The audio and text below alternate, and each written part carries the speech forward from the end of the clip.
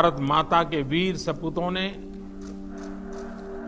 Galwan valley में हमारी मातृभूमि की रक्षा करते हुए सर्वोच्च बलिदान दिया है। मैं देश की सेवा में उनके इस महान बलिदान के लिए उन्हें नमन करता हूं। उन्हें कृतज्ञतापूर्वक श्रद्धांजलि देता हूं। दुख की इस कठिन घड़ी में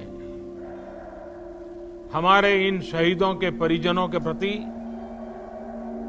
मैं अपनी संवेदना व्यक्त करता हूं। आज पूरा देश आपके साथ है। देश की भावनाएं आपके साथ है। चाहे स्थिति कुछ भी हो, परिस्थिति कुछ भी हो, भारत पूरी दृढ़ता से देश की एक एक इंच जमीन की, देश के स्वाभिमान की रक्षा करेगा। भारत सांस्कृतिक रूप से एक शांति प्रिय देश है। हमारा इतिहास शांति का रहा है। भारत का वैचारिक मंत्र ही रहा है, लोकाः समस्ताः सुखिनो भवन्तु। हमने हर युग में, पूरे संसार में शांति की, पूरी मानवता के कल्याण की कामना की है। हमने हमेशा से ही अपने पड़ोसियों के साथ एक कोऑपरेटिव और फ्रेंडली तरीके से मिलकर काम किया है। हमेशा उनके विकास और कल्याण की कामना की है। जहां कहीं हमारे मतभेद भी रहे हैं, हमने हमेशा ही ये प्रयास किया है कि मतभेद विवाद न बने, डिफरेंसेस डिस्प्यूट्स में न बदले। हम कभी किसी को भी उकसाते नहीं हैं, लेकिन हम अपने देश की अखंडता और संप्रभुता के साथ समझौता भी नहीं करते हैं।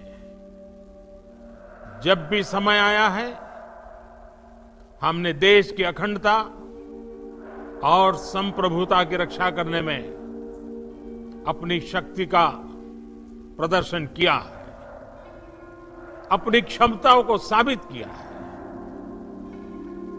त्याग और तितिक्षा हमारे राष्ट्रीय चरित्र का हिस्सा है, लेकिन साथ ही विक्रम और वीरता भी उतना ही हमारे देश के चरित्र का हिस्सा है।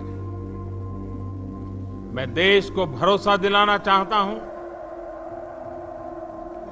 हमारे जवानों का बलिदान व्यर्थ नहीं जाएगा।